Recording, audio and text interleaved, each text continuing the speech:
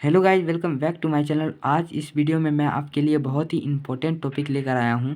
जैसा कि आपने मेरे थंबनेल को देख ही लिया होगा, तो आज के बाद इस वीडियो के बाद आप अपने मन मुताबिक लिंक को जन्म दे सकते हैं। हाँ, आप सही सुने।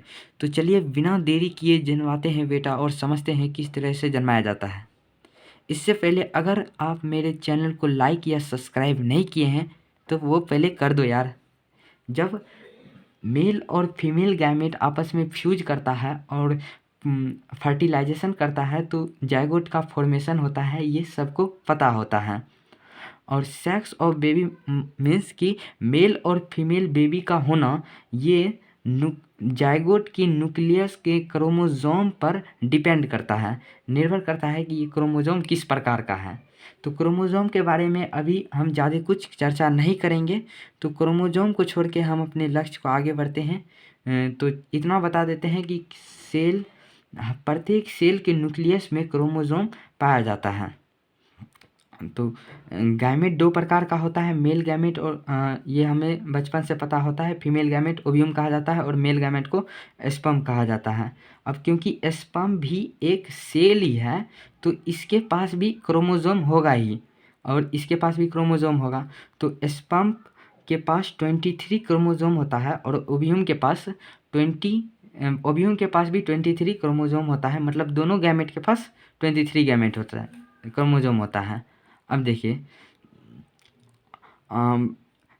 इस क्रोमोसोम में 23 क्रोमोसोम से एक क्रोमोसोम को सेक्स क्रोमोसोम कहा जाता है, क्योंकि मैं आपको पहले बताया था कि मेल और फीमेल मतलब सेक्स बेबी का सेक्स डिपेंड करता है क्रोमोसोम का। लेकिन अब हम बोलेंगे कि बेबी का सेक्स डिपेंड करता है सेक्स क्रोमोसोम पर, क्योंकि इसी से डिटरमाइन होता है बेबी का सेक्स। तो ये जो नॉन सेक्स क्रोमोसोम है इसको हम ऑटोसोम भी कहता है और ये 22 होता है और फीमेल में भी 22 होता है, फीमेल के ओव्यूम में, सिंगल ओव्यूम में। तो अब सेक्स क्रोमोसोम को भी दो पार्ट हैं।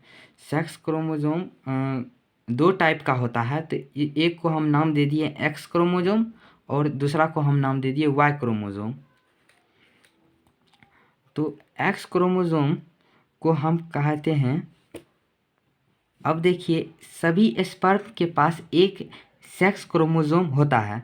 तो उस स्पर्म में कुछ के पास एक्स क्रोमोसोम होता है और कुछ के बाद वाई क्रोमोसोम होता है। जैसे एनिमिनेशन से हम इसको समझते हैं। तो देखिए, जैसे कि यहाँ पर बहुत सारा स्पर्म है, ठीक है। तो इस सभी स्पर्म के पास एक सेक्स क्रोमोसोम होगा, सेक्स क्रोमोसोम होगा।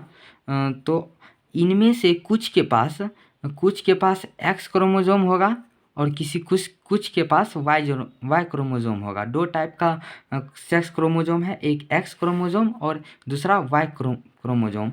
लेकिन फीमेल में सेक्स क्रोमोसोम एक ही प्रकार का पाया जाता है, वो है एक्स क्रोमोसोम। और इसीलिए स्पर्म दो तरह का होता है।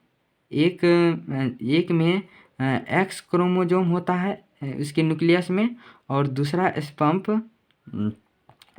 के सेक्स क्रोमोसोम वाई होता है और ओव्यूम का एक ही होता है, वो है एक्स, ठीक है। तो अब क्या होगा, जब फर्टिलाइजेशन, जब इंटरकोर्स होगा, तो जब स्पर्म ओव्यूम में जब फर्टिलाइजेशन होगा तो ये या तो हो सकता है कि कुछ स्पर्म वाई का स्पर्म जाइगोट बना दे, या फिर ये भी हो सकता है कि एक्स क्रोमोसोम वाला स्पर्म आके इसमें एग में मिल जाए। तो जब वाई और एक्स जब मिल जाएगा और जब एक्स क्रोमोसोम वाला स्पर्म ओव्यूम से आके मिलेगा तो यहाँ पर जाइगोट जो होगा वो होगा मेल का, ये मेल का होगा। और जब एक्स क्रोमोसोम वाला स्पर्म ओव्यूम में जाके मिलेगा तो ये ये जाइगोट फीमेल का होगा। तो इस तरह से लिंग डिस्क्रिमिनेशन होता है।